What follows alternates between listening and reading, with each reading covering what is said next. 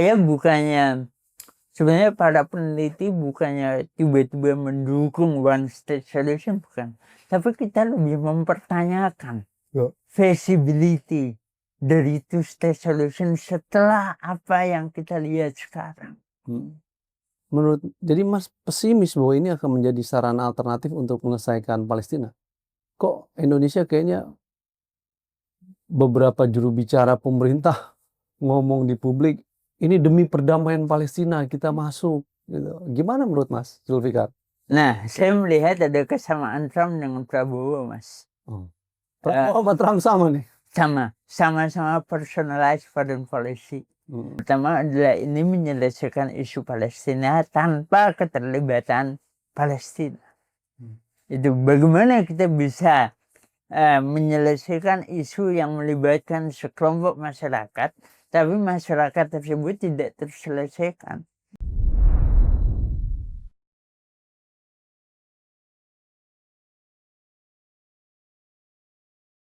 Presiden Prabowo membawa Indonesia ke dalam Board of Peace. Board of Peace menjadi soalan yang menimbulkan kontroversi di Indonesia. Makhluk apa seperti Board of Peace dan mengapa Board of Peace menjadi bermasalah? Hari ini Opini Rakyat mengangkat tema problem Board of Peace bersama seorang dokter dari Selios nih, yang aktif di Selios, Dr. Zulfikar Rahmat. Beliau Direktur Indonesia MENA di Selios ya Mas. Terima kasih Mas Zulfikar sudah datang. Beliau ini S2, S3 di Inggris ya Mas, kalau tidak salah, fokus di politik luar negeri tentang Indonesia, China, dan Middle East. Jadi saya rasa Mas Zulfikar ini udah hatam lah soal Timur Tengah dalam konteks ekonomi politik atau juga mungkin konflik. Mas Zulfikar, saya langsung saja Mas, ini isu Board of Peace ini lagi menjadi perdebatan di publik di Indonesia. Bahkan kemarin Prabowo memanggil tokoh-tokoh ormas gitu ya, yang hasilnya ya akhirnya kita tahu semua ujungnya kemana. Tapi hal yang mendasar sebenarnya menurut Mas Zulfikar, pembentukan Board of Peace ini apa sih sebenarnya Mas? Apa memang benar ini menjadi wahana baru dalam konteks menyelesaikan persoalan Gaza dan Palestina, atau sesungguhnya itu hanya menjadi dalih dan alasan Trump dalam membangun hegemoni Trump saja sih sebenarnya? Sebenarnya kan Board of Peace itu mulai muncul itu sejak bulan September. Pertemuan antara Netanyahu dengan Donald Trump waktu itu ya, kemudian muncul ada Board of Peace ini. Dan kalau saya melihat Mas, semua ini sebenarnya Board of Trump. Karena ujung-ujungnya memang Donald Trump, kepentingan personal dia. Nah, kalau kita melihat ada dua faktor. Faktor yang pertama adalah psikologis Trump. Udah banyak penelitian yang melihat bagaimana beliau memang hungry for power, lapar untuk kekuasaan, ingin dilihat luar biasa gitu ya. Makanya beberapa waktu belakang ini beliau mengatakan ada yang namanya Monroe Doctrine ya, menyebut lagi Monroe Doctrine, bagaimana lingkungan itu, bagaimana beberapa daerah itu jangan sampai dikuasai oleh Cina dan Rusia gitu. Makanya beliau melakukan yang dia lakukan di Venezuela, kemudian Greenland.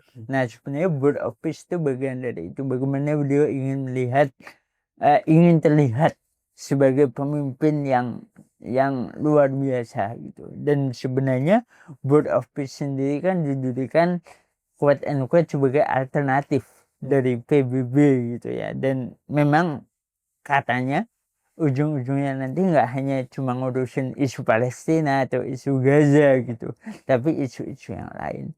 Nah, namun kemudian ketika kita melihat ada beberapa hal yang janggal. Yang pertama adalah ini menyelesaikan isu Palestina tanpa keterlibatan Palestina. Itu bagaimana kita bisa menyelesaikan isu yang melibatkan sekelompok masyarakat, tapi masyarakat tersebut tidak terselesaikan. Itu. Kemudian yang kedua adalah pendirinya Trump. Ya, Trump ini punya historis yang tidak begitu bagus dalam isu Palestina, beliau memindahkan kapital ke Yerusalem tahun 2018, memblokade UNRWA misalnya, dan beliau memberikan dukungan atau impunitas terhadap aneksasi yang dilakukan Israel. Jadi kalau kita berargumen bahwa BOP ini dapat menyelesaikan isu Palestina, muncul pertanyaan besar begitu. Yang mana saya melihatnya ini adalah board of Trump tadi. Ini sebenarnya hanya kepentingan Trump untuk memperlihatkan bahwa dirinya doing something. Fasis nih Mas Trump nih. Ya. Board of Trump nih as a personal kepentingan Trump atau ada kepentingan lebih jauh dari itu dibanding Trump tentang ekonomi politiknya Trump? Kalau saya melihatnya lebih ke personal Donald Personal. Trump. Personal Donald Trump, yang mana akhirnya pertanyaan lain yang muncul, what will happen after Trump? Apakah board of peace ini akan ada? Karena memang para analis-analis sudah melihat ini sangat-sangat personalized, sangat-sangat Trump gitu. Jadi pertanyaannya apa yang terjadi nanti ketika Trump itu udah nggak ada gitu. Nah, kalau itu juga terlihat di dalam isi perjanjiannya ya, bahwa Trump menjadi chairman yang bisa menentukan semuanya ya Mas ya. Itu menjadi cermin bahwa bagaimana Trump ingin mendominasi Board of Peace ini. Tapi pertanyaan lebih lanjut Mas, apakah jadi Mas pesimis bahwa ini akan menjadi sarana alternatif untuk menyelesaikan Palestina? Kok Indonesia kayaknya beberapa juru bicara pemerintah ngomong di publik, ini demi perdamaian Palestina kita masuk gitu. Gimana menurut Mas Zulfikar? Nah, saya melihat ada kesamaan Trump dengan Prabowo, Mas. Prabowo sama Trump sama nih? Sama-sama personalized foreign policy. Kan orang bilang ada artikel tuh yang terbit tidak lama ini. Indonesia's foreign policy is Prabowo gitu. Jadi selama setahun ini kita melihat bagaimana politik luar negeri ini semua tentang Prabowo. Pertama katanya ada miskom antara Prabowo dengan Pejambon misalnya dalam beberapa hal gitu ya. Karena memang semuanya Prabowo yang lead dalam konteks politik luar negeri, yang mana kadang tidak ada komunikasi dengan Pejambon atau dengan Menteri Luar Negeri bukan Sugiono ya, tapi Prabowo ya. Prabowo. Dan saya bisa berargumen maybe Prabowo itu akan menjadi kandidat yang baik sebagai Menlu, bukan sebagai presiden. turun pangkat dong. Turun pangkat gitu. Nah, beliau selama ini, karena kebetulan saya juga meneliti soal kebijakan luar negeri kita soal Cina. Kan Prabowo itu berkunjung ke Cina setelah dinyatakan menang sebelum inaugurasi, itu bulan April 2024 beliau ke China. Kemudian setelah inaugurasi first country adalah China bulan November, dan kemudian beliau menandatangani joint statement dengan China, yang mana perjanjian itu banyak sekali kita mendukung pihak Cina, terutama dalam isu Laut Cina Selatan. Kemudian kita bergabung ke BRICS. Kemudian tiba-tiba beliau tidak hadir ke meeting G7, tapi malah bertemu dengan Putin di Rusia. Kemudian beberapa bulan lalu juga bertemu Rusia lagi, Putin lagi. Nah, orang beranggapan, oh, Prabowo ini mengarah ke China atau aksis Cina-Rusia gitu. Nah, tapi sebenarnya enggak, Mas. Kalau saya melihat, sebenarnya Prabowo melakukan ini semua untuk supaya dinotis oleh Amerika Serikat. Nanti saya akan ke Board of Peace. Untuk dinotis oleh Amerika Serikat. Kenapa? Kalau saya melihat sepertinya ada personal ego dari beliau, karena beliau dulu pernah di ban isu HAM untuk masuk ke Hmm. Amerika Serikat. Sekarang saya presiden nih, saya pengen banget diundang. Oke lah, beliau bertemu beberapa kali dengan Trump di Mesir misalnya, di Sharm el Sheikh, dan di beberapa meeting Davos kemarin, atau di UNGA General Assembly. Tapi beliau belum pernah secara personal diundang oleh Trump ke Amerika Serikat. Belum pernah. Belum pernah. Dan sepertinya beliau ingin membuktikan, saya sekarang presiden, saya pengen diundang. Nah, saya melihat langkah-langkah itu diambil oleh Trump, oleh Prabowo, mendekati Cina, mendekati Rusia, supaya diundang. Nah, strategi lainnya adalah dengan memberikan anggukan kepala kepada inisiatif-inisiatif yang didirikan oleh Trump, termasuk dengan Board of Peace ini. Nah, menurut saya ada faktor itu, yang mana akhirnya faktornya adalah faktor personal juga, sama dengan Trump tadi. Oh, jadi tidak ada faktor bahwa dalam pasca pidato di UNGA Oktober tahun lalu dan kemudian diajak bernegosiasi dalam seal the deal, kemudian Board of Peace begitu. Bagaimana, Mas?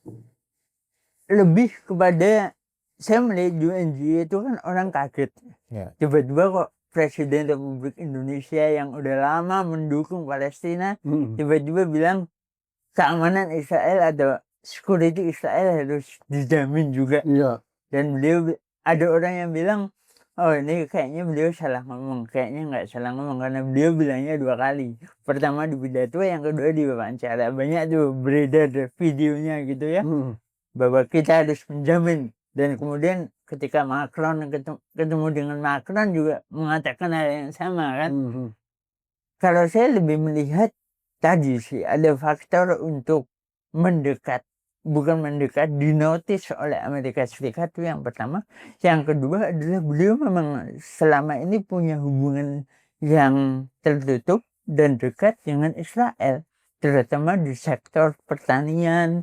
Kemudian beliau punya hubungan dengan Rothschild. Rothschild adalah pengusaha Prabowo nih ya. Yahudi besar, yang mana beberapa tahun lalu bisnisnya diluncurkan dan Prabowo datang, kalau nggak salah di daerah Sumatera. Saya ada artikel itu soal hubungan Prabowo dengan Rothschild gitu. Hashim juga, adiknya juga punya hubungan yang erat dengan Rothschild gitu. Hubungan bisnis nih, Mas. Hubungan bisnis. Nah, menurut saya itu juga menjadi faktor, Mas. Kenapa Prabowo Keamanan Israel. agak lunak dalam isu Palestina, dalam isu Israel ini gitu. Selain mungkin kalau BOP ada faktor ketiga, yaitu soal tarif sepertinya ya. Ada orang yang bilang soal tarif gitu, karena Prancis nggak mau gabung, kena tuh 200%. Tapi kemudian argumen ekonominya adalah hubungan kita dengan Amerika Serikat is not that very important. Oke lah, emang ada perdagangan, tapi dengan China much more important gitu. Jadi Jadi kalau Prancis berani bersikap gitu, menurut Mas, apakah Indonesia harusnya bisa berani bersikap begitu pula? Artinya nggak usah takut sama tarif gitu. iya, Kita keluar dari Board of Peace. Gimana, Mas? harusnya, Mas. Karena kita punya hubungan yang baik dengan banyak negara. Kita udah bergabung dengan BRICS. Hubungan kita, oke lah, BRICS memang tidak sekuat itu sebagai multilateral organisasi, tapi hubungan kita bilateral dengan China, dengan Rusia, dengan Brazil, dengan Afrika Selatan, dengan negara-negara Timur Tengah yang lain, Qatar, UAE, kita kuat kok. We don't need the United States. Dan kalau kita melihat investasi beberapa tahun belakangan ini memang didominasi oleh Tiongkok ya. Amerika investasinya tidak begitu signifikan gitu. Jadi kenapa Takut. Kenapa takut? Kalau ternyata bukan tarif persoalannya, tetapi soal ancaman militer misalnya. Kan secara fakta kalau Venezuela oke lah. Dia ada permasalahan dengan Amerika Serikat dari segi sumber minyak dan segala macam. Apakah kemudian Prabowo berhitung juga soal itu? Saya melihatnya enggak, Mas. Kenapa? Karena selama ini Donald Trump itu tidak melihat Asia Tenggara itu penting. Apalagi Indonesia. gitu. Dia melihat Indonesia penting untuk mendapatkan legitimasi atas inisiatif-inisiatifnya seperti BOP, karena mereka tahu Indonesia is the largest Muslim nation gitu ya. Dan dengan adanya Indonesia di situ, masih iya, dan menurut saya ancaman-ancaman militer ataupun buktinya kita berani tarik berita belakangan ini ya, bahwa dalam negosiasi tarif Amerika menuntut kita untuk menggunakan alat-alat mereka di Laut Cina Selatan. Kita bilang no, kita bilang enggak berani. Nah, sehingga di sini kita melihat tadi BOP ini sebut Prabowo stance di muka dunia, posisi Prabowo di muka dunia. Jadi soal alasan trade off tarif dengan Board of Peace ini nggak beralasan, Mas. Nggak beralasan menurut saya, Mas. Artinya kalau kita bersikap seperti Prancis, bisa-bisa aja misalnya diancam kontrak. Bisa. Apa itu akan ganggu ekonomi Indonesia kalau saya kira enggak, Mas. Saya kira enggak. Dan tadi, Mas, buktinya kita dalam negosiasi tarif yang secara langsung jelas-jelas negosiasinya tentang tarif. Ketika Amerika bilang kamu nanti di Laut Cina Selatan kamu harus menggunakan alat-alat dari kita lah, senjata dari kita berani bilang enggak, itu bukti nyata bahwa kita berani kok gitu. Tapi kenapa soal BOP ini kita nggak berani gitu.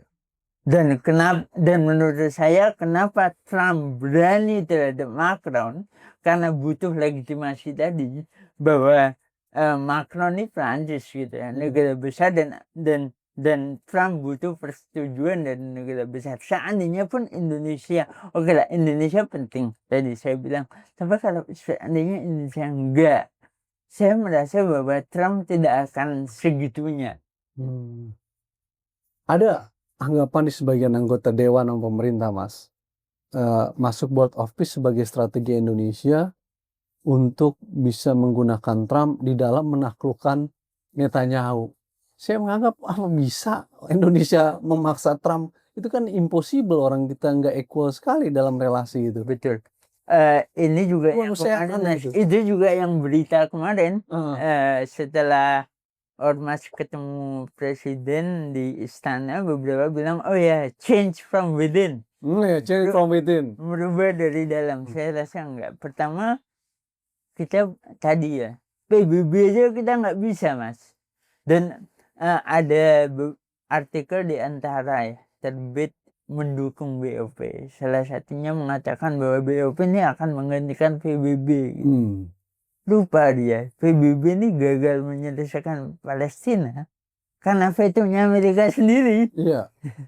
Gitu. Dan kita sekarang berharap dari inisiasi yang dibuat oleh Amerika itu kan aneh. Kemudian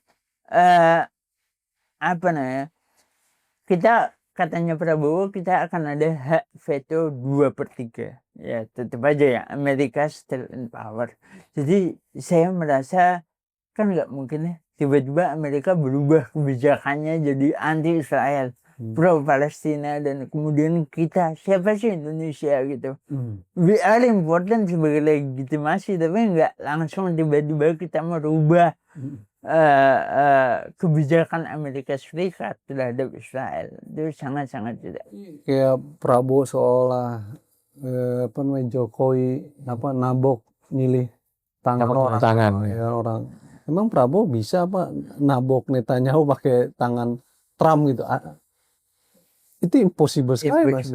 Impossible. Dan bahkan kabarnya kan Israel yang ada lebih di atas Trump. Kalau kita melihat Epstein file ini, Israel kan yang udah menguasai Amerika Serikat. Kenapa Epstein file jadi indikator Israel menguasai Amerika? Beberapa data membuktikan bahwa Israel itu sudah tangannya di Amerika udah di berbagai macam tempat, Mas. Enggak cuma IPAC ya. Kalau kita melihat berita belakangan ini soal ICE, penangkapan imigran di Amerika Serikat, Mereka dilatih siapa? Mereka dilatih IDF. Mereka dilatih Mossad, Mas. Ya, Mossad yang Iya, yang latih polisi-polisi atau ICE personel itu.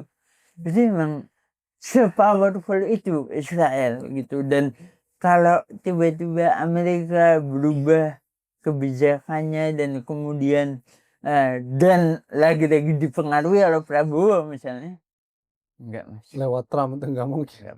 Yang menarik nih adalah bahwa sikap kita hubungkan lah ya dalam konteks Palestina dengan penduduk kita yang mayoritas Muslim. Islam gitu ya. Itu berbanding terbalik gitu. Tidak ada suara-suara yang kemudian mempermasalahkan soal ketimpangan BOP ini. Termasuk juga sebagai pengamat ahli Timur Tengah lah ya. Melihat sebagian besar negara Timur Tengah duduk di sebagai anggota. Nah, apakah kemudian analisisnya sama antara ini kita penduduk mayoritas Islam, tidak ada tanggapan apa-apa, itu juga diikuti dengan negara-negara yang mayoritas Islam yang juga tidak banyak melakukan perlawanan apa-apa, itu misalnya ya tanggapan apa yang kritis lah dalam hal ini. Kalau menurut saya, pertama dalam soal BOP ini sebenarnya udah ada ya beberapa diskusi, saya juga diundang gitu di masyarakat. Tapi memang kurang sih. Alasannya kalau saya lihat karena kurang paham sih apa itu BOP gitu. Hanya segelintir orang lah yang dengar berita ini dan paham isunya gitu. Dan masih ada sebuah pemahaman bahwa anything selama itu membantu Palestina it will help gitu. Jadi, maksudnya inisiasi apapun yang membantu Palestina, entah apapun bentuknya. Walaupun tanpa keterlibatan Ya itu orang masih belum paham. Naif ya kalau. Ya naif. Dan tadi sih the idea change from within gitu. Nah kalau saya lihat Qatar kan bergabung ya. Iya. Gimana negara-negara itu bisa bergabung? Sebenarnya menurut saya alasannya sama, Mas. Maintaining relationship with the great power, with the US dengan Amerika Serikat, bagi mereka itu penting. Dan yang kedua adalah dunia ini menurut saya politik global dengan walaupun memang ada perubahannya, Mas. Tapi mau nggak mau kaitan antara Amerika, Israel, dan Iran ini itu berpengaruh terhadap kawasan Timur Tengah. Jadi ada ketakutan, oh kalau saya nggak bergabung, Amerika akan menyerang Iran. Buktinya iya gitu kan, akan menyerang Iran. Dan itu akan mempengaruhi kestabilan kawasan. Dan mereka khawatir benar dengan akses US Israel. Trump membangun kolonialisme baru dong ya. Iya, ini new colonialism. New colonialism. Dan ini bagian terakhir, maksudnya the last series ya, kita lihat Venezuela, Greenland, dan dia mengatakan secara terang-terangan yang ada di Monroe Doctrine, yang karena beliau Donald Trump jadinya Monroe Doctrine ya, bahwa Western Hemisphere atau wilayah barat ini harus dilindungi dari ancaman Cina dan berarti sebuah langkah gila dong kalau Indonesia ikut ke dalam langgam kolonialisme Trump, Mas. Iya kan? Moses, itu hal yang keliru dan fatal sekali tuh dalam politik luar negeri. Iya, dan saya mau ngomong lagi, Mas. Ini menurut pandangan saya pribadi, kenapa sih kita mau bergabung dalam inisiasi seperti ini? Salah satunya atau faktor fundamentalnya juga karena kita masih percaya bahwa isu Palestina bisa diselesaikan dengan solusi dua negara. Two state solution. Saya bukannya, sebenarnya para peneliti bukannya tiba-tiba mendukung one state solution, bukan. Tapi kita lebih mempertanyakan feasibility dari two state solution setelah apa yang kita lihat sekarang. Ya kan? Sejak 1948 ini juga, kemudian 67 two state solution dan lain-lain, kok nggak ada kemajuan, progres. nggak ada kemajuan progresnya gitu. Dan yang menariknya lagi adalah Netanyahu beberapa hari ini bilang kan, kayak there will not be a Palestinian state. Enggak Iya, sih. iya. Dan survei di Israel udah mengatakan warga Israel nggak mau yang namanya two state solution. Dan di Palestina udah ada survei juga orang nggak mau two state solution. Jadi nggak mungkin Board of Peace akan memberikan Iya. kemerdekaan buat Oke. Palestina. Dan gimana ya, istilahnya dua orang ini saling nggak mau, Mas. Analoginya gini lah, ada dua orang ini saling nggak mau menikah gitu, tapi kita keluar ini dua orang ini bakal nikah gitu. Ya dua orang ini mau pengen saling membunuh, Iya, iya ya kan? bro. Saling menghilangkan. Iya, saling menghilangkan. Terus Indonesia jadi KUA-nya. Dan menurut saya Jadi ini resepsion. Jadi yang buat resepsi ya justru. dan menurut saya two state solution ini akhirnya jadi kamuflase atau alat diplomasi negara-negara ini untuk maintaining status quo sebenarnya. Oke. Gitu. Ya hegemoni ya. Ya, sehingga hanya inisiatif kayak gini masih dilihat sebagai solusi. Karena ya emang kalau Palestina mau berdiri harus Israel ada juga, nggak bisa dihilangkan dan seterusnya. Yang menurut saya itu perlu dikaji ulang. Gimana sih konfigurasi politik Timur Tengah sekarang, Mas? Menurut Mas, dalam konteks Board of Peace, kenapa negara-kawasan itu mengambil sikap ikut, ada yang enggak, terus realitas problem Iran dan juga Ya, kalau saya melihat sekarang sejak adanya gencatan senjata, sejak Oktober 2023 memang semuanya dikaitkan dengan isu Gaza. Tapi beberapa bulan belakangan ini Iran yang menjadi isu gitu. Nah, Iran ini kan masalahnya proksinya ada di mana-mana. Ada di Yaman, Hamas, kemudian kemudian juga ada isu bagaimana UAE kemudian ada isu juga Somaliland, Sudan, UAE ada di situ, Qatar berbeda pendapat gitu ya, sehingga ini menjadi tambahan bumbu juga terkait dengan kontestasi geopolitik di Timur Tengah, perbedaan ini.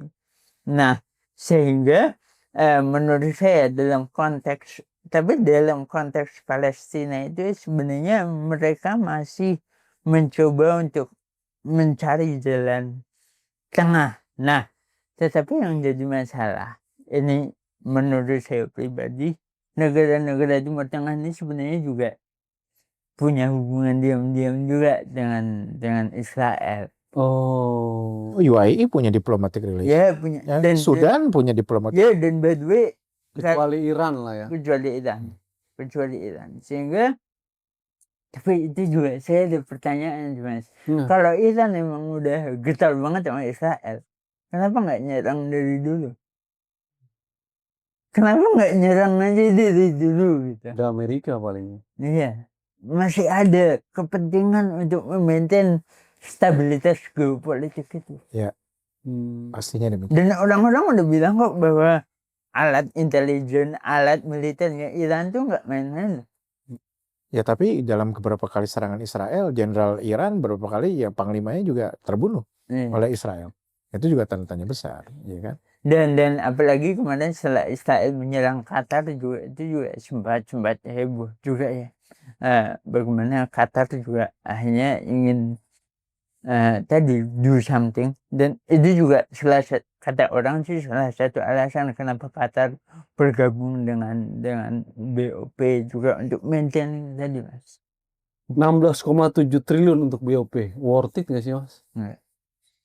Dan saya mau ngomongin tadi, Mas, sorry nambahan saya jadi diingetin, UAE punya hubungan dengan Israel kan di bawah Abrahamic Accord. Sama tahun 2020 kan itu argumennya sama, change from within. Ada hasilnya. Dan itu banyak ya, tidak hanya UAE, Maroko juga, Sudan. Yang terjadi bukan change from within, dihegemoni dan digendali gitu. Iya, nggak ada perubahan. Jadi untuk berargumen bahwa ini akan, dan waktu itu brokernya juga Amerika Serikat kan. Iya. Jadi ya, nah 16,7 triliun gimana, Mas? Aduh. 66 kali iuran kita ke PBB, 66. 500 kali iuran kita ke ASEAN, Ya. dan 2 kali anggaran Kemlu, Mas, dalam Keren, setahun. Miliar Menurut saya ini dolar. nggak make sense, Mas. Satu tahun anggaran BIN tuh kan. Iya, nggak Nggak ya tadi kalau kita melihat esensi dari BOP, oke lah katanya kita nggak perlu bayar ya. Ini beritanya masih simpang siur sih. Tapi saya melihat kok Prabowo pengen bayar gitu ya, karena Sugiono udah muncul buat press conference ini untuk rekonstruksi Gaza. Bener nggak sih? Ya itu nggak tahu, pertama nggak tahu. But they never to mention it. Nggak pernah disebutkan bahwa itu untuk Gaza. $1 juta itu hanya kontribusi aja di situ di dalam Iya. BOP. Dan Cash lagi. kalaupun iya, Mas, yang ngancurin siapa, yang bayar siapa? Iya. Gitu. Yang ngancurin Israel gitu. Israel Amerika Yang punya lah. proyek juga siapa aja. Iya, kan ya udah. Harusnya Netanyahu ditangkap Iya. ICC, lalu kemudian Dan Israel bayar. argumennya kalau Mas lihat beberapa opini ya, terutama di antara itu ada tulisan dari peneliti, kemudian dari DPD, anggota DPD juga ada mendukung BOP. Ya ini uang untuk membangun kembali Gaza gitu. Seakan-akan Gaza atau isu Palestina ini bisa diselesaikan dengan rekonstruksi. Padahal isunya bukan ini, isunya adalah Kemerdekaan. kemerdekaan dan juga nggak cuma kemerdekaan, Mas. Tapi kita harus mengadili siapa yang salah. Betul. Itu. Jadi nggak make sense gitu. Ya kan ICC udah menetapkan Netanyahu sebagai penjahat perang kemanusiaan, harusnya itu yang diadili. Itu yang diadili. Pokoknya. Dan BOP tidak melihat itu. Rekonstruksi Gaza is not enough. Orang kata Trump hakim ICC akan ditangkap kalau melakukan tindakan kepada Netanyahu. Itu dia. Kriminalisasi. Ya, rekonstruksi yang nyata buat Aceh sama Sumatera, Mas. Ya kalau misalnya itu kita itu harus dilakukan. Ya saya setuju, Mas. Kita dan beberapa artikel saya juga mengkritik kalau kita ngasih bantuan itu udah banyak, Mas. We need more, Gaza need more than aid itu ya udah, bantuan itu ya udah, tapi yang mereka butuhkan adalah solusi politik, tapi tentunya bukan lewat BOP gitu. Dan kita juga mau mengirimkan personel kan, military personel juga ke apa itu namanya Stabilization Force ISF katanya ya. Nah itu juga udah bantuan gitu, dan itu juga muncul pertanyaan besar, Mas, oleh beberapa peneliti, kayak itu bakal nyerang siapa, Israel kah, Hamas kah, atau justru apakah kekuatan yang dikirim oleh kita itu disetujui oleh chairman, karena juga bisa kemudian dikomplain oleh Israel sehingga tidak kemudian bisa jadi. Ya. Kalau melihat komposisi BOP-nya ya. Gitu. Dan yang membuat saya juga agak kesel adalah bagaimana narasi yang disuarakan oleh Prabowo setelah BOP-nya. Ketika tanda tangan BOP, beliau bilang situasi di Gaza sudah sangat pakai sangatnya 2 kali loh, membaik, dan ini dikutip di press statement-nya Kemlu. Apanya yang membaik? Baru 2 hari yang lalu, beberapa hari yang lalu kita mengeluarkan statement lagi mengkondem serangan Israel ke Gaza. Apanya yang baik? Jadi saya narasinya nggak masuk beberapa soal BOP ini dari Prabowo terutama. BOP ini soal personal Prabowo nih ya, menurut Mas. Dan kalau beliau mengatakan bahwa kita akan menarik, bisa menarik kalau nanti ternyata Palestina nggak jadi merdeka, kapan? Katanya kalau gagal. Nah gagal itu kapan? Tandanya gagal itu apa? Dan kita nunggu sampai kapan itu belum jelas, Mas. Artinya BOP ini makhluk yang nggak jelas nih. Harusnya sikap kita gimana, Mas? DPR menolak ini dan kita mundur. Nah ini yang aneh sih, Mas. Saya melihat mungkin saya bisa dikoreksi kalau salah. Ada salah satu anggota DPR yang getol. Saya ikuti beliau getol membela Palestina. Kalau ada Pak Sukamta, saya sebut aja namanya lah, beliau getol. Kalau ada serangan apa, beliau mengeluarkan statement antara mengutip dan lain-lain. Tiba-tiba kok ketika ada berita soal BOP, beliau mengatakan ini adalah jalan kita untuk mendukung Palestina. Waduh.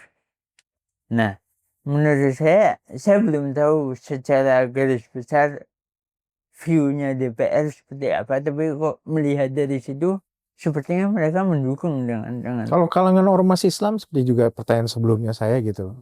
Seperti saya sedikit informasi tentang ini. Atau menurut Mas memang tidak ada, bahkan terakhir MUI setuju lagi. ya. Nah itu Awalnya MUI nggak setuju, Ya. kemudian setelah meeting kemarin di istana setuju. Kalau NU udah setuju dari awal.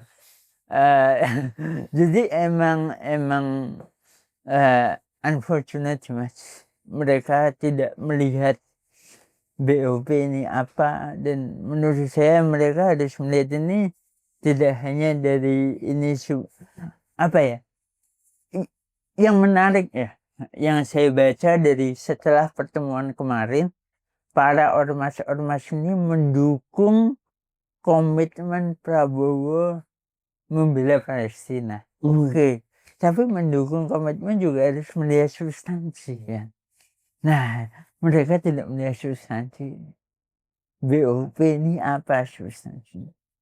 BOP menurut Mas Zulfikar jelas tidak bisa menjadi jalan menyelesaikan Palestina. Ini soal Trump saja. Nah, ada jalan lain buat menyelesaikan Palestina di luar BOP nggak, Mas?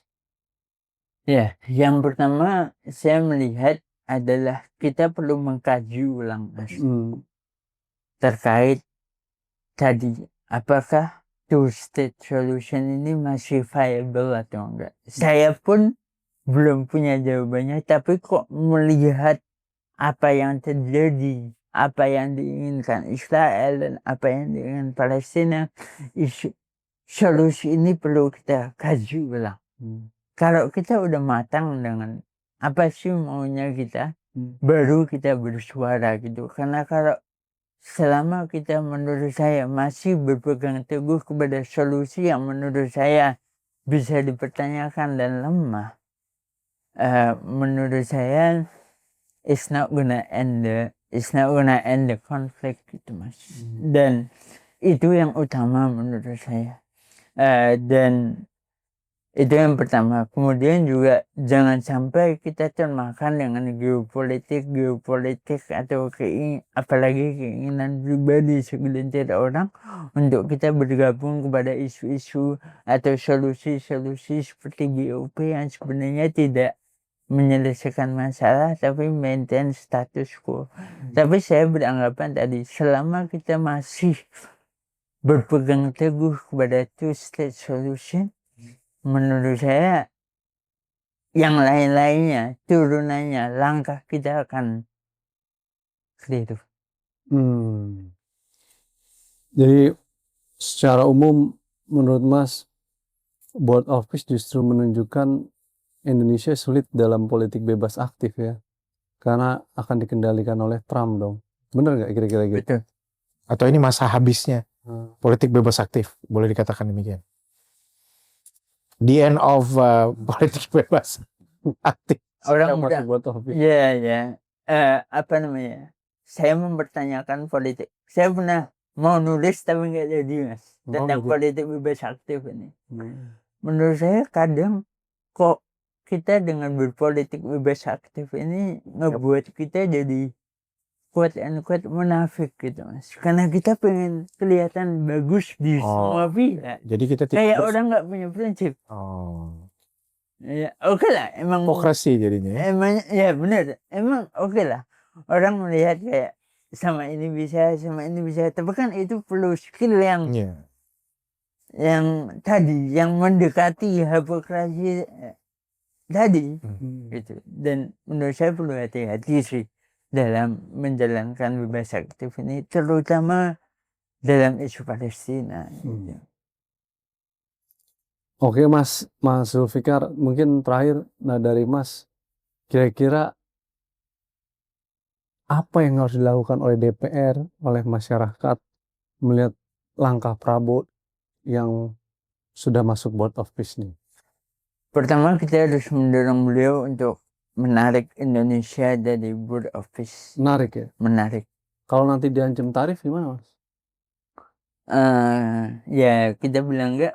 Maksudnya udah kita bisa negosiasi dengan cara lain. Oh, Tidak harus tunduk. BOP ini diadakan di meja perundingan gitu. Buktinya Amerika mengajukan terkait Laut Cina Selatan, kita berani kok untuk ngomong enggak. Iya, oke. Jadi itu sih yang menurut saya perlu gitu. Dan seandainya Mas kita emang udah nggak bisa keluar, menurut saya Indonesia perlu mendorong yang pertama keterlibatan Palestina di BOP. Itu yang didorong karena itu kuncinya. Sama jangan bayar 16 triliun. Iya. Atau perlu bayar? Katanya nggak wajib kan, tapi beritanya masih simpang siur deh. Tapi katanya nggak wajib, tapi nanti kalau Tapi ada dalam BOP. iya, dalam kalau udah 3 tahun mau renew membership katanya harus bayar gitu. Di BOP kan ada itu. Ada $1 miliar cash 3 tahun kan? 3 tahun. Harus mendorong keterlibatan Palestina, itu yang pertama. Yang kedua harus mendorong tadi pengkajian ulang two state solution. Is it still viable atau enggak? Tapi yang paling penting urgent adalah menarik diri dari Menarik BOP. diri. Baik, terima kasih Mas Zulfikar, Mas Batara, teman-teman.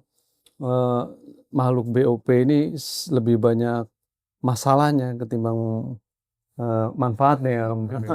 Karena isinya Indonesia banyak dalam posisi yang rugi, dalam kendali Trump, bentuk BOP tidak jelas aturan mainnya. Lalu kemudian yang ketiga, Indonesia harus membayar 16,7 triliun ya, sesuai yang ada di BOP. Dan yang keempat, BOP juga tidak secara spesifik untuk menyelesaikan Palestina sebenarnya. Dan lebih dari itu, BOP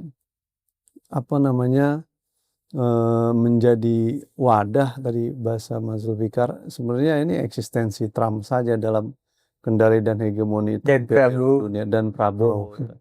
Tadi ada kalimat yang menarik, Prabowo dan Trump tidak jauh berbeda dalam politik luar negerinya, ingin mendominasi. Jadi Menteri Luar Negeri sebaiknya nggak perlu ada, langsung aja dikendalikan Presiden. Tadi katanya Mas Zulfikar, karena Prabowo menjadi aktor langsung sebagai Menteri Luar Negeri. Dan dibilang tadi, kata Mas Zulfikar, lebih cocok jadi Menlu daripada jadi Presiden. Terima kasih teman-teman semuanya. Itu turun pangkat kalau gitu Prabowo. Terima kasih Mas Zulfikar, Pak Batara. Sampai ketemu Mas. Sukses selalu Mas Zulfikar. Terima kasih. Iya. Terima kasih. Iya.